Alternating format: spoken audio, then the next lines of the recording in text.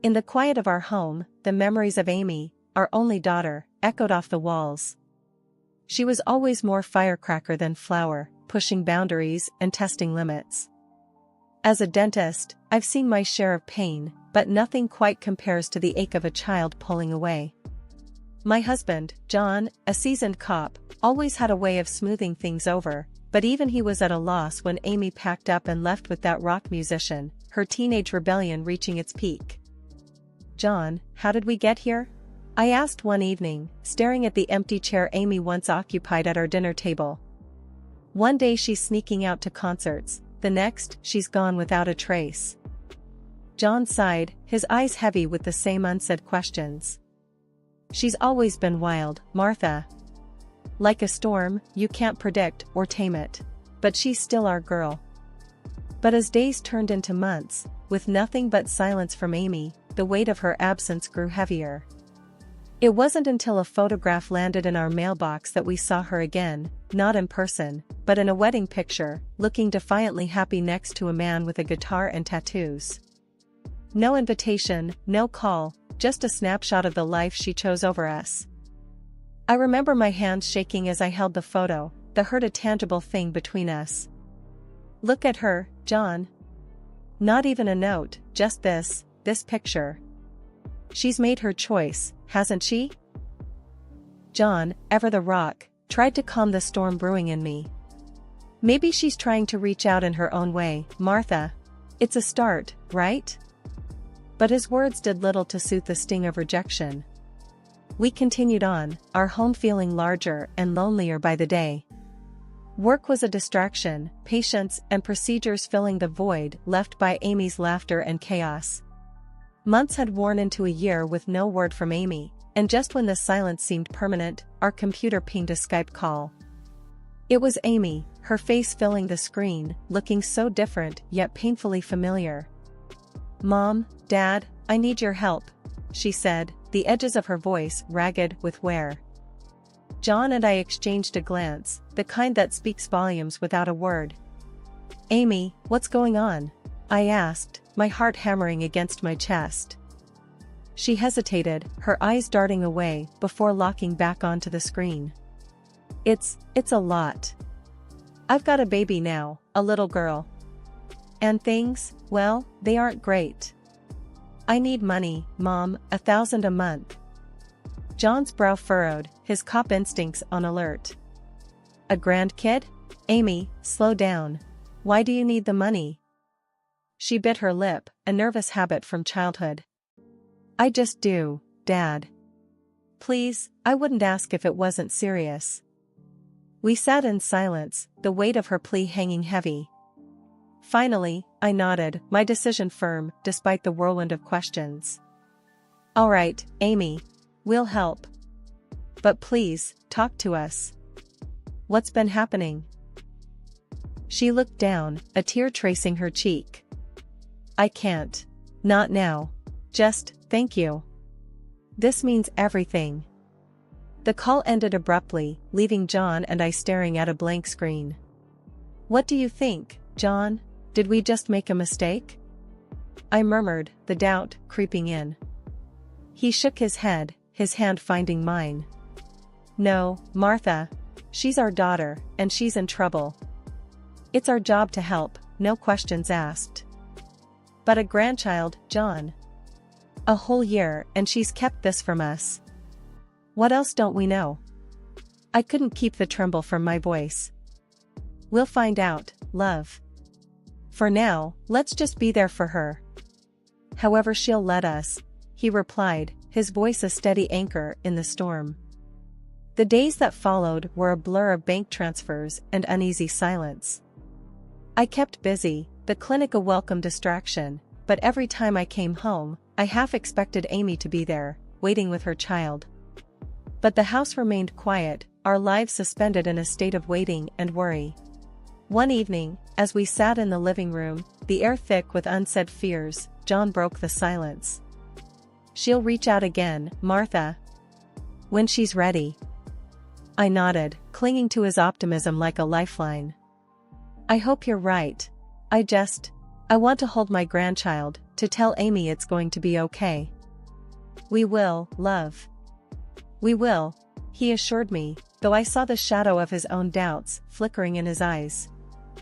I whispered a silent prayer for my daughter and granddaughter, wherever they were. The plea had opened old wounds and new fears, but it had also rekindled a flame of hope. We were still a family, fractured and distant, but connected by unbreakable bonds of love and the unwavering promise to be there for each other, no matter what. It was one of those early mornings, when the cold bites at your bones, the world outside frosted and still. John and I were nestled in the warmth of our home, sipping coffee, the silence comfortable, if not a bit heavy with unspoken thoughts about Amy. That's when the sharp knock came, shattering the calm like a stone through glass. John and I exchanged a startled look, the same question in our eyes: who could it be at this hour? He stood up, moving towards the door, while I followed close behind, a knot of worry tightening in my stomach. He swung the door open and there, on our doorstep, was a sight that knocked the breath from me. Amy, thinner and more worn than I remembered, clutching a small bundle wrapped in blankets. Her eyes, red and swollen from crying, met mine, and it was as if the years of silence fell away in an instant. Amy? Oh my God, Amy! I cried out, rushing forward to wrap her in an embrace, the cold forgotten. Mom, Dad. I'm so sorry. Can we come in? Her voice was a whisper, hoarse and fragile. Of course, come in. John's voice was firm, guiding her gently inside as I quickly shut the door against the cold. Once inside, Amy unwrapped the bundle, revealing a tiny, sleeping face, peaceful despite the chaos. This is your granddaughter, she said, her voice breaking. Tears streamed down my face as I looked at the baby, so innocent and unaware of the storm she'd been born into. She's beautiful, Amy. What's her name? Amy hesitated, a shadow crossing her face. Lily. Her name's Lily. John, ever the practical one, sprung into action. You both look frozen. Martha, let's get them warmed up. I'll make some food. As I helped Amy out of her coat, the threadbare fabric and worn shoes didn't escape my notice. She was shivering, her body frail and tired. I ushered her to the living room, piling blankets around her and the baby. John brought in food, setting it before Amy, who ate with a hunger that spoke of too many missed meals. Lily, now awake, watched with wide, curious eyes, her little hand wrapped around my finger. Once Amy had eaten her fill, she looked up at us, her eyes holding a depth of pain and regret. I need to tell you everything. It's been so bad, worse than you can imagine. John and I sat, our hearts heavy with dread and love, ready to listen. As she spoke, her voice trembled with the weight of her story, each word painting a picture of a life unraveled, of dreams turned to nightmares. When she finally finished, the room was heavy with silence. I reached out, taking her hand in mine.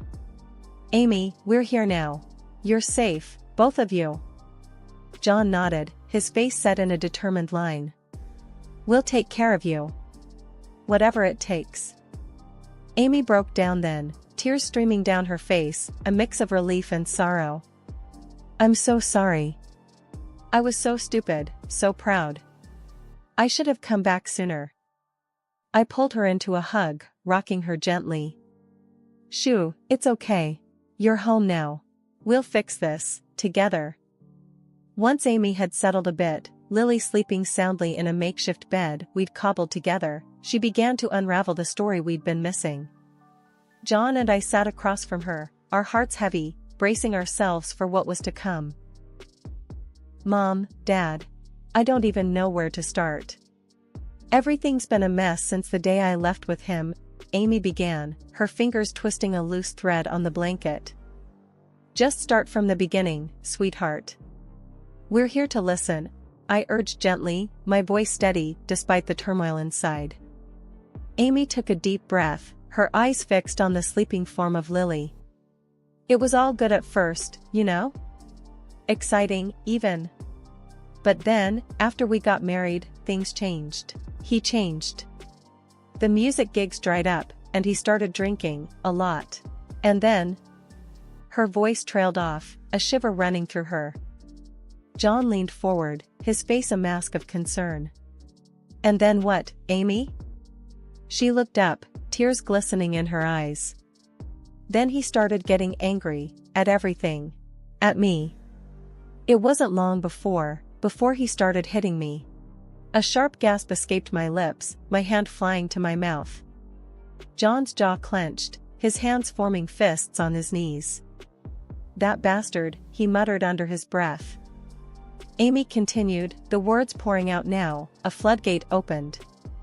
I thought I could handle it, that I could make it stop. But then I got pregnant with Lily, and everything got worse. He didn't work, just drank and yelled and more. I was scared, all the time. The room felt impossibly heavy, each word a weight added to our already burdened hearts. Why didn't you come to us, Amy? Why didn't you tell us? I asked, my voice a mix of pain and frustration. I was ashamed, Mom. Ashamed and scared. I thought I'd made my bed and had to lie in it. But when Lily was born, I realized I couldn't let her grow up in that. That's when I called you for the money. It was the only way I could think of to keep us afloat. John stood abruptly, pacing the room. And his parents? What role did they play in all this? Amy's lips quivered as she spoke. They were just as bad, in their own way. His mom, she would make me do all the housework, watch every penny. If I did anything wrong, she'd take it out on me, on Lily. They all would. I reached across, taking her hand in mine. You're safe now, Amy. You and Lily. We'll take care of you. Amy nodded, a frail smile on her lips. I know, Mom. That's why I came here. I knew if anyone would help us, it would be you. John nodded, his face set in a grim line. Tell us how you managed it, Amy. We need to know everything to protect you. She took a deep breath, her hands wrapped tightly around her coffee mug. It wasn't easy. I had to wait for the right moment. His parents were out, and he was passed out drunk, like usual. I grabbed Lily, some clothes, and whatever cash I could find. I didn't even have a car seat, just wrapped her in blankets and ran. I shuddered, imagining my daughter and granddaughter in such peril. Oh, Amy, that's so dangerous. But you're here now, that's what matters. She continued, her eyes distant as she recounted the escape. I hitched a ride to the nearest bus station. People must have seen the desperation in my eyes, no one asked too many questions. Each mile away from that house felt like a tiny victory. John's hand found mine under the table, a silent message of solidarity. And no one followed you? You were sure you weren't followed? Amy shook her head. I was careful, Dad. I know you taught me to be observant. I made sure we weren't followed. I just couldn't stay there a moment longer, not with Lily. I stood up, moving to the stove to busy myself with making more coffee, the actions mundane but necessary to keep the tremors at bay. You're brave, Amy. So brave. We'll make sure you never have to go back there. The day passed in a flurry of activity, securing the house, making appointments with lawyers and therapists, anything and everything to ensure Amy and Lily's safety and well-being. John was on the phone most of the day, his voice a low rumble of barely contained fury and action. As night fell, Amy sat on the living room floor, Lily crawling around her, a scene so normal yet charged with the undercurrents of their recent ordeal. I can't thank you enough, both of you. I feel like I'm finally breathing again. John looked up from his paperwork, his gaze softening. You're our daughter, Amy. There's nothing we wouldn't do for you and Lily. I sat down beside her, the carpet soft beneath me. We meant it when we said forever, Amy. Forever means through the hard times too. She leaned against me, her body weary but her spirit flickering with the start of something new, hope, perhaps, or the beginning of healing. "I know, Mom. I know." As we settled in for the night, the house felt different, as if the very walls were bracing to protect its inhabitants. Amy and Lily slept in the guest room, their breaths soft and even in the quiet. John and I lay in bed, our hands clasped between us, a silent vow to face whatever came next together. The escape to safety was just the beginning, but as I drifted off to sleep, I knew we were ready for it. Ready to fight, to protect, and to heal. Our family, once broken, was mending, one day, one moment at a time. With resolve hardening in our hearts, John and I drove to the address Amy had tearfully provided. The house loomed ahead, shabby and forlorn, a stark contrast to the warm, loving home we had left. "Ready?" John asked, his voice a low rumble of contained anger. I nodded, bracing myself for what was to come. We walked up to the decrepit door and knocked firmly. Shuffling feet approached from inside, and the door creaked open to reveal Amy's husband, a picture of neglect and disdain. "We need to see Amy and the baby," John demanded, his gaze steely. The husband, with a dismissive snort, replied, "They're sleeping." "What do you want at this hour?" The blatant lie made my blood boil. "Sleeping? Don't play dumb. Amy's been with us since yesterday. She told us everything," I snapped, my voice sharp with fury. Behind him, his parents appeared, their expressions sour and defensive. "What's all this about?"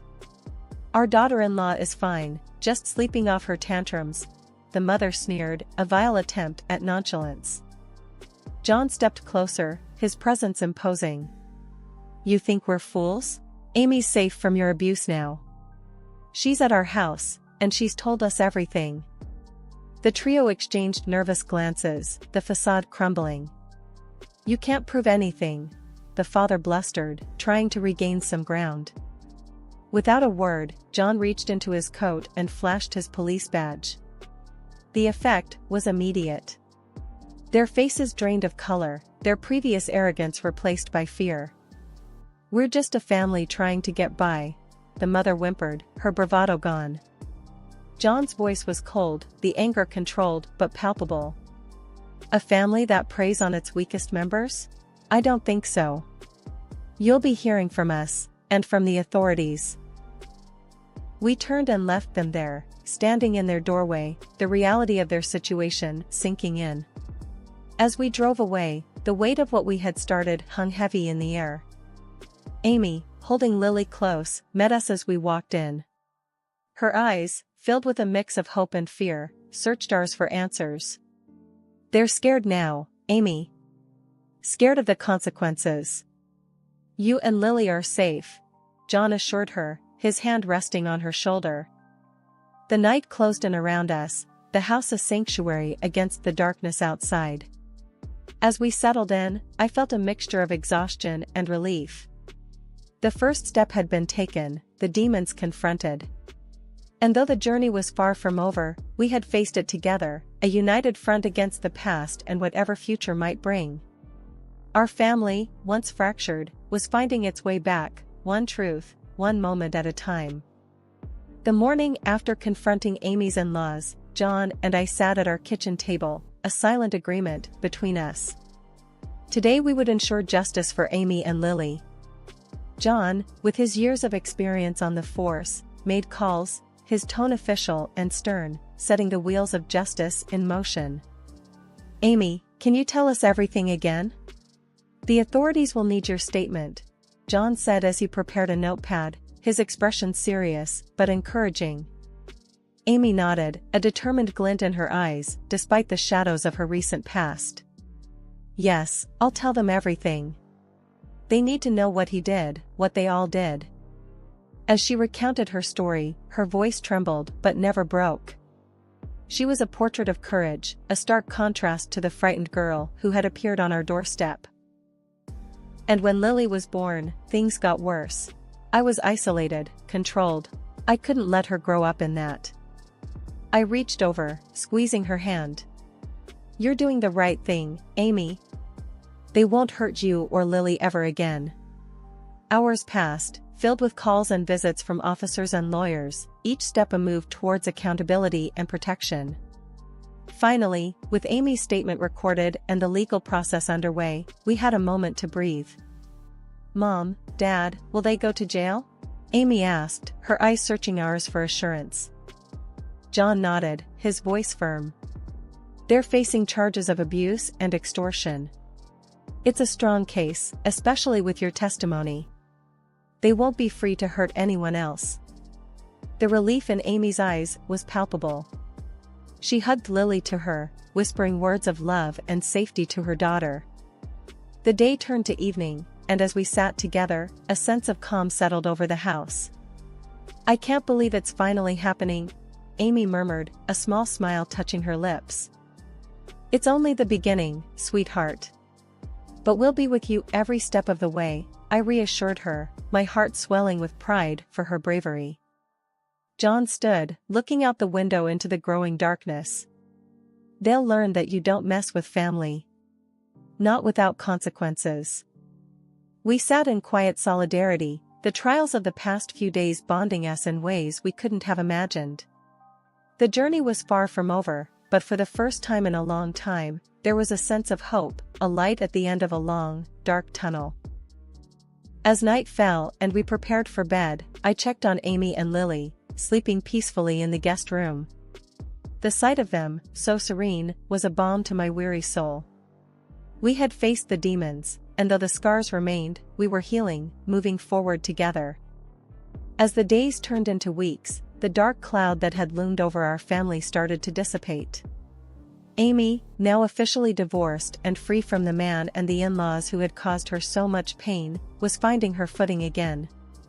The legal proceedings had seen her husband and his parents imprisoned for their violence and extortion, a fitting end to their reign of terror. During breakfast one morning, as we all sat together, the atmosphere was lighter, almost buoyant. "You know, I've been thinking," I began, watching Lily attempt to spoon-feed herself, "how far we've come. It's like we've stepped into the light after such a long time in the dark." Amy, with a newfound strength in her eyes, smiled. "Yeah, Mom. It's like I'm finally waking up. The divorce, the trial, it's all behind me now. I can actually look forward to the days ahead." John, always the backbone of our family, nodded in agreement. "That's right. We're all moving forward now, stronger and wiser." Lily's giggles punctuated our conversation, a reminder of the innocence and joy that had returned to our home. As the day unfolded, Amy and I found ourselves in the garden, planting new flowers, a symbolic gesture of our new beginnings. "Mom, can you believe how much Lily's grown?" Amy remarked, her hands deep in the earth. I smiled, handing her a seedling. "She's going to be as strong and beautiful as her mother, and as resilient as her grandma, too." As evening approached, John joined us outside, wrapping an arm around my shoulder. "Look at our little family, Martha. This is what life's all about." I leaned into him, my heart full of gratitude. "Yes, it is. A new beginning, a fresh start for all of us." Dinner was a lively affair, with Amy sharing her plans for the future, her voice tinged with excitement. "I'm thinking of going back to school, maybe even starting my own business. I want Lily to have a life filled with possibilities." John raised his glass, his eyes shining with pride. "To new beginnings, to family, and to justice. May we always find strength in each other." We toasted to our future, the sound of our glasses clinking a sweet symphony of hope and determination. As the night drew in, I tucked Lily into bed, watching as Amy sat beside her, a serene look on her face. I whispered a silent prayer of thanks as I turned off the light, grateful for the second chance we'd been given. As I lay next to John, his presence a constant source of comfort, I knew that our journey hadn't been easy, but it had brought us here, to this moment of peace and togetherness.